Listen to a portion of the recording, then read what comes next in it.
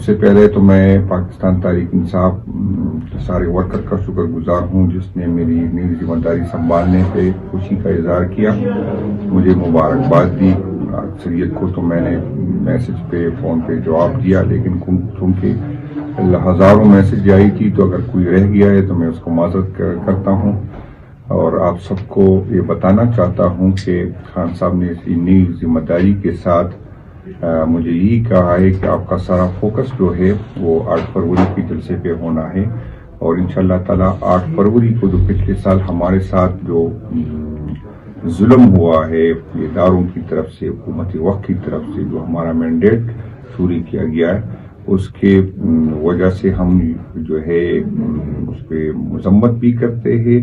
اور black day کے طور پر منائیں گے، اور انشاءاللہ تعالی ہم جو ہے ثوابی کے مقام پہ ہم ایک بہت بڑا جلسہ کریں گے انشاءاللہ تعالی۔ مجھے امید ہے کہ یہ KP کی تاریخ کا سب سے بڑا جلسہ ہوگا۔ اس سلسلے میں آپ تمام ذمہ داران جو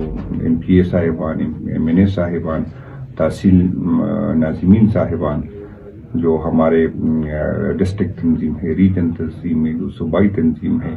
جو ہماری مختلف ونگز ہے، ILF، youth, ISF، labour wing یا مختلف ونگ جو ہمارے ہیں، سب سے میری یہ درخواست ہے کہ آپ سب نے اس میں کنٹریبیوٹ کرنا ہے اور عمران خان کی آواز پہ لبیک کہنا ہے اور اس کو کامیاب بنانا ہے۔ انشاءاللہ پہلے بھی آپ لوگوں نے عمران خان کو مایوس نہیں کیا، اور آج بھی میرا یقین ہے کہ آپ لوگ عمران خان کو جو ہے مایوس نہیں کریں گے۔ علی امین صاحب نے بہت سخت وقت میں پارٹی کو سنبھالا، اور اس ٹائم یہ ذمہ داری اٹھانے کو کوئی تیار بھی نہیں تھا۔ پھر اس کے بعد مسلسل ہمارے جلسے ہوئے، ہمارے احتجاجی ہوئی، اور علی امین صاحب نے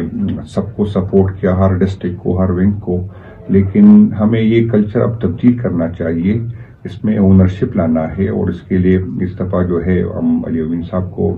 سے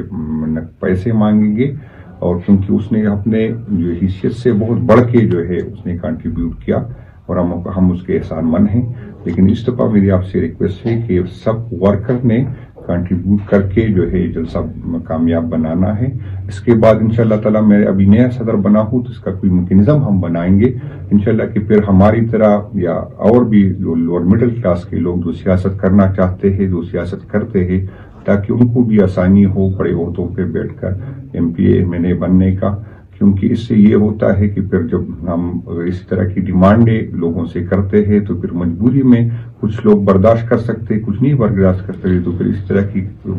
شکایتیں آتی ہے جو ہمارے پارٹی پہ، سیاست پہ دباؤ ہوتا ہے۔ تو میری آپ سب سے یہ ریکویسٹ ہے، اور میں اس کا ایک آسان طریقہ آپ کو بتاتا ہوں کہ ہمارے ہر ولیج کونسل کے سطح پہ کچھ ہمارے ایسے لوگ ہیں جو فزیکلی آ سکتے ہیں لیکن وہ پیسے نہیں دے سکتے، لیکن ہر ولیج کونسل میں ہمارے ایسے لوگ بھی ہو سکتے ہیں جس کے لیے 5,000 10,000 روپے دینا یا 4,000 روپے دینا اتنی بڑی بات نہیں ہے۔ تو میری ریکویسٹ ہوگی کہ ہم ہر ولیج کونسل پہ ایک گاڑی کا انتظام اپنے لیول پہ کرے، ورکر کے لیول پہ کرے، جو پیسے دے سکتا ہے وہ پیسے دے دے، جو خود آ سکتا ہے وہ خود آئے۔ تو ہر MNS کے نیچے تقریباً 80-90 VCs ہوتے ہیں، تو آپ اندازہ کر لیں کہ کتنے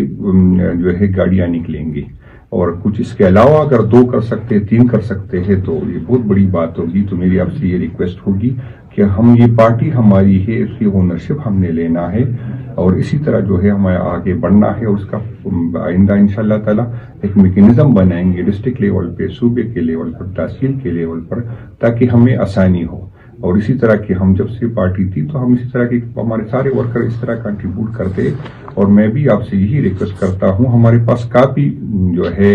انویسٹر قسم کے لوگ آتے ہیں، پیسے والے لوگ آتے ہیں،